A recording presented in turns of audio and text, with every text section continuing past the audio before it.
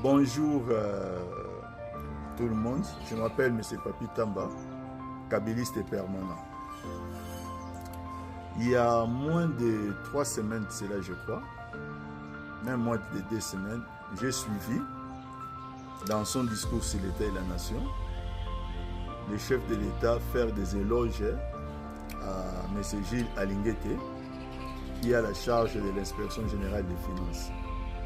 Et c'est là, par rapport au contrat chinois, comme nous l'appelons communément, qui en réalité est une convention entre les groupements d'entreprises chinoises et la RDC via la GECAMI. Ces éloges étaient basés par rapport à ce qu'ils ont appelé la renégociation pour le rééquilibrage du contrat sino-congolais. J'ai réagi par plusieurs vidéos et même dans les langues nationales pour manifester ma désapprobation parce que les Congolais ont droit à la vérité. Ce qu'ils ont fait, à la place de faire un rééquilibrage dans un sens qui peut être à l'avantage des Congolais, je crois qu'ils ont plutôt fait perdre aux Congolais énormément d'argent et d'opportunités. Et j'étais tellement frustré que je me suis posé la question s'il n'y avait pas mieux à faire, c'est-à-dire négocier un contrat eux-mêmes qui vient s'y planter ou bien qui vient s'ajouter au contrat chinois, que de chercher toujours à travailler sur les contrats des autres ou sur les affaires des autres. Comme vous le constatez que depuis le début ou l'accession de Fatou au pouvoir, il ne fait qu'inaugurer les œuvres de son prédécesseur. Grande est ma satisfaction aujourd'hui de découvrir qu'un des membres qui a travaillé dans cette commission, et il faut dire que cette commission s'est fait grassement, et s'est fait grassement payer parce que les jetons de présence, selon une lettre qui a circulé dans les réseaux sociaux, qui a été mise sur leur compte, était de 27 ou 28 millions de dollars, voire 29 millions, je ne me rappelle plus du tout, mais en tout cas c'était entre 27 et 29 millions de dollars. Un chiffre que personne ne saurait expliquer, surtout vu le contenu du travail qui a été fait. Alors je vous laisse d'abord suivre la réaction d'un des membres de cette commission, qui est quelqu'un qui s'est présenté comme Cédric Mouilly. Comment est-ce que les langues commencent maintenant à se délier par rapport à ces différentes vidéos que nous avons fait pour manifester notre désapprobation, comme nous l'avons dit tout à l'heure. Je vous laisse suivre la vidéo. Excellence, Monsieur le Président de la République et chef de l'État, je suis Monsieur Mouilly Cédric, l'un des négociateurs de la partie congolaise lors de négociations avec le groupement d'entreprises chinoises dans la commission que vous avez créée à la présidence pour renégocier ce programme. Si je prends la parole aujourd'hui, c'est pour vous alerter au sujet de ce qui a été fait. De manière générale, nous avons très bien travaillé, mais à la fin, les choses ne sont pas déroulées telles que nous l'avons prévu. Alors, je vais aller très vite dans le vif du sujet, c'est que vous avez été au courant que nous avons signé ce mémorandum d'entente qui a sanctionné la fin des négociations. Et dans ce mémorandum d'entente, il y a beaucoup de bonnes choses qui ont été faites. Et aujourd'hui, je viens épingler quelques 3 points qui pourraient malheureusement remettre en cause ce que vous avez dit que ce contrat est un contrat rééquilibré. Le premier point, c'est qu'il a été dit que nous avons obtenu 7 milliards de dollars. Excellence, Monsieur le Président de la République, il n'en est pas de tel. Le montant total qui a été obtenu, c'est de 2023 à 2040, mais le montant réel, ce n'est pas 7 milliards de dollars, c'est 5 milliards 600 millions de dollars, en raison de 324 millions de dollars chaque année. Lorsque vous multipliez 324 millions de dollars chaque année x 17, ça vous fait 5 milliards 600 millions de dollars américains. Et ce qui est encore plus grave dans ce que nous avons fait, c'est que le projet qui sera signé, c'est cet avenant. Dans cet avenant, l'article 2 de cet avenant est encore plus grave. Voilà pourquoi ça nous incite à prendre la parole.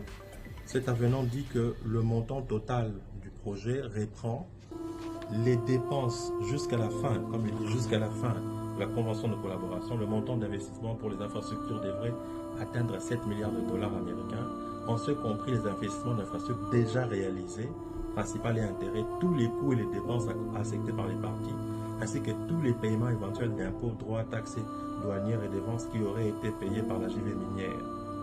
Ça veut dire quoi, Excellence? Ça veut dire que nous accordons à la partie chinoise des exonérations jusqu'en 2040 pour un projet dont la production est estimée en 2023 à 250 000 tonnes de cuivre.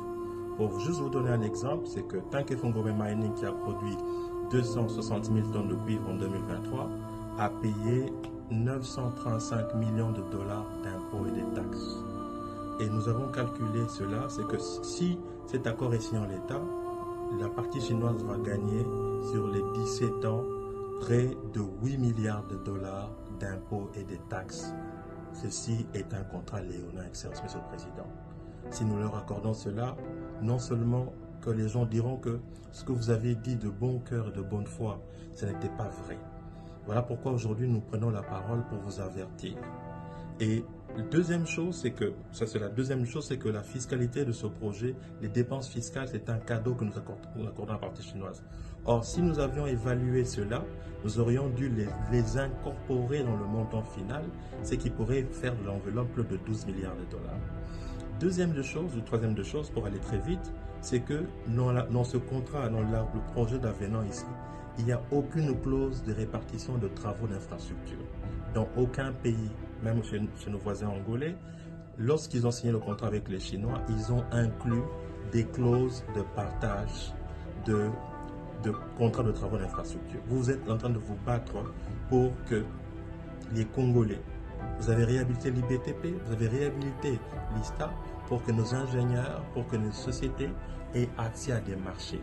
Or, en l'état actuel de choses, tous les marchés sont exécutés par les entreprises à capitaux chinois.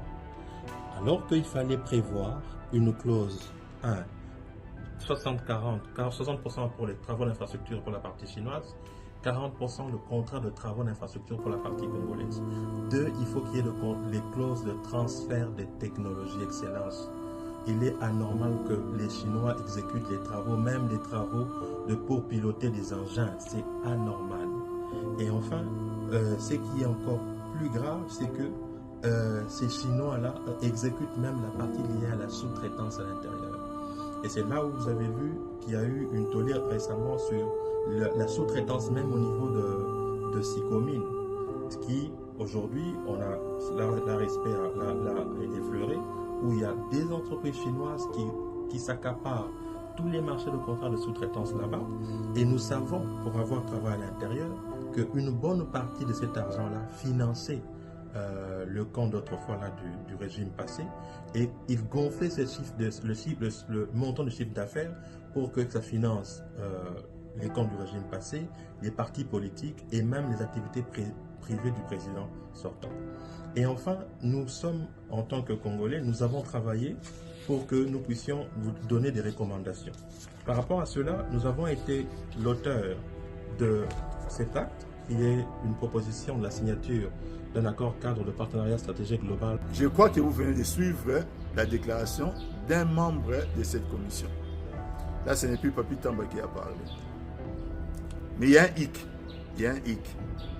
Avant d'aller à la conclusion, c'est que c'est M. Cédric Mbouy, comme ils en ont l'habitude, dans tout ce qu'ils font, il faut toujours que leur fonds de commerce, Joseph Kabila, soit appelé, je ne sais pas, en renfort, en rescousse, ou bien, je ne sais pas. Il s'est livré à de graves accusations, jusqu'à dire que l'ancien président de la République profitait comment on appelle ça, comment il appelait ça, des surfacturations, des choses comme ça. D'où tient-il tout cela? Il pouvait bien se limiter. Il pouvait bien se limiter au travail qu'ils ont fait pour démontrer à quelle enseigne que le fameux Gilles Alinguet a fait perdre beaucoup d'argent à la République pour mettre en cause les éloges de Fati. Ça, c'est leur problème. Pourquoi ajouter le nom du président Kabila dans ce que lui ne sait pas? Est-ce que ce monsieur peut apporter la moindre preuve de ces allégations? Est-ce qu'il peut en apporter? Chers Congolais, les contrats chinois, je dis bien comme nous l'appelons communément, a été négocié avec une haute intelligence pour la reconstruction de notre pays par le président Joseph Kabila. Dans le cadre de ces contrats chinois, nous avons vu des résultats dans ces pays depuis avril 2008 que cela a été conclu. Les résultats se poursuivent encore aujourd'hui et même certains travaux auxquels les pouvoirs actuels se bombent le torse, c'est toujours dans le cadre des contrats chinois, vous devez le savoir. Mais il a été clairement conclu qu'en ce qui concerne le projet minier, parce que dans les contrats miniers chinois, il y a deux parties. Il y a les infrastructures et il y a les projets miniers. Votre infrastructure, ça a été négocié à 6 milliards de dollars et 3,2 milliards de dollars pour ce qui est du projet minier. Mais lorsque la SICOMIN devait rembourser à la fin la totalité de 6 milliards contractés. D'ailleurs, nous avons fractionné ça en 2, en 3 milliards. Il y a une clause qui indiquait clairement que les projets miniers reviendraient à la République démocratique du Congo.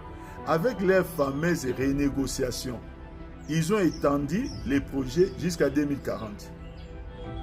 Ce qui veut dire que la RDC ne peut plus prétendre récupérer la SICOMIN, les projets miniers de la SICOMIN avant 2040. Alors que cette année 2025, l'année 2025 qui pointe à l'horizon qui va commencer, les premiers paliers de 1 milliard seraient déjà remboursés pour que l'État congolais renégocie les deuxièmes paliers et même les restes au niveau de la SICOMIN jusqu'à 2 milliards. Maintenant, ils font perdre de l'argent à la République. Ils vont faire beaucoup de choses à la République et ils appellent ça rééquilibrer. N'avaient-ils pas mieux à faire? Franchement. N'avaient-ils pas aussi à mettre l'intelligence pour nous amener un autre contrat que les contrats chinois?